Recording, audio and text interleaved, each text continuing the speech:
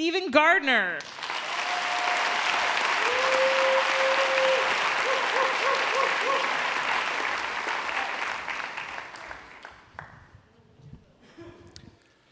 By the time I was a senior in high school, I had probably heard the phrase, student body elections are nothing but a popularity contest 357 times. That's exactly why I decided to run for student body president of my high school.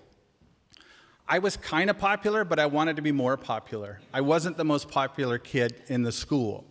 I wanted that. I wasn't a great athlete. I played, but I wasn't great. I wasn't a great student. I wasn't going to get popular that way, and who gets popular by being a good student anyway? So I knew something about running for office, and that is you don't have to be the most popular person to win. You just have to be more popular than anybody else who runs. And in my case, I went against a guy who was pedigreed. It was a public high school, but if there was anything close to a legacy student, he was it. He had older siblings that had gone through the school and had been significant overachievers. And the teachers and the parents loved his older siblings.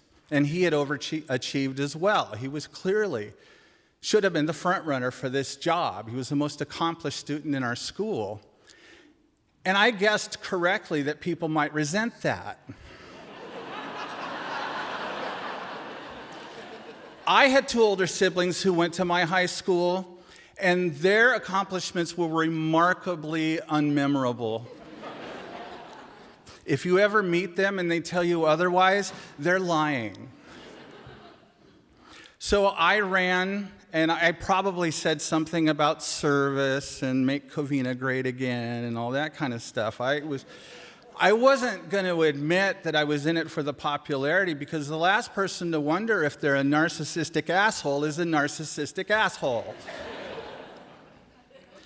I was right. I won. I became my high school student body president. A couple of things happened. One of the things I didn't mention is I wanted to expand my dating pool. That was one of the reasons for winning. And that happened. I dated all year long. It was great to a point because I wasn't very good at dating. The good news is there was no social media back then, so word didn't spread quickly, and I was able to have as much fun as a bad dater can have all year long. Plenty of opportunities to fail because I was student body president. I was also terrible at being student body president. No one knew except for the insiders. They would tell me often that I was terrible at my job, and I would promise to get better. And eventually, maybe I did, I don't know, but eventually I graduated. And when I graduated from high school, I was pretty relieved, because the year had gone okay. It probably wasn't as swimmingly great as I had hoped, but it went fine, and I had a plan for my future, a solid plan, and I will tell you that I executed that plan beautifully.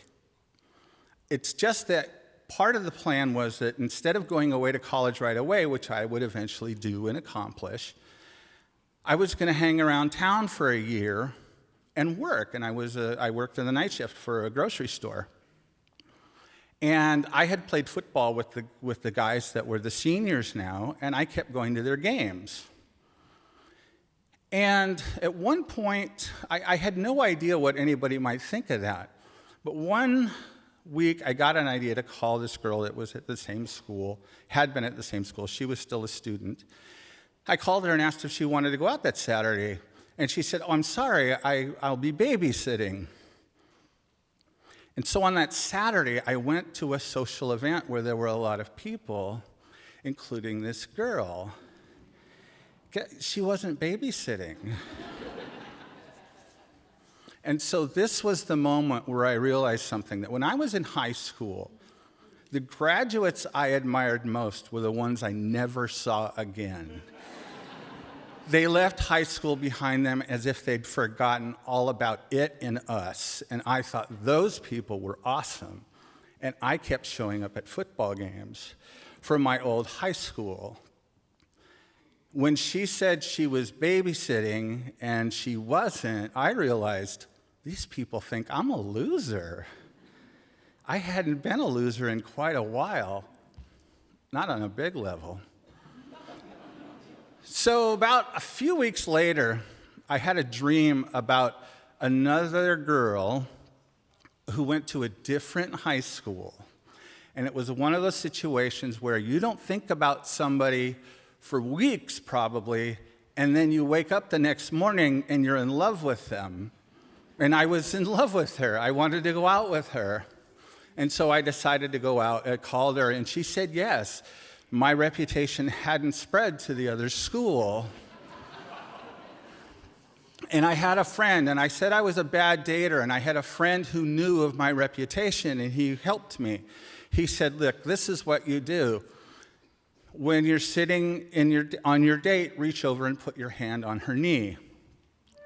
I had tried other approaches that were awful, and I hadn't learned any of those lessons, but I decided to take his advice. And so on that date, Kristen and I, we went to Laser Rock, which is this choreographed laser show in an observatory. And we're sitting there in the middle of a Pink Floyd song. I reach over and put my hand on her knee. And it stayed there for quite a while. And I wondered, because there's three things that can happen. She can kick it off, she could put her hand on my knee, or she could move her legs so that my hand falls down. And I sat there wondering, and my heart pounded, and I could feel her starting to move. And what I felt was her hand taking my hand, and she held it.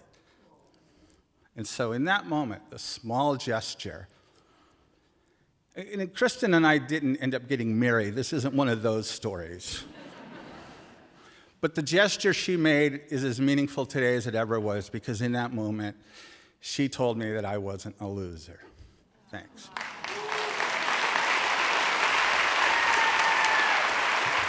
Keep it going for Steven.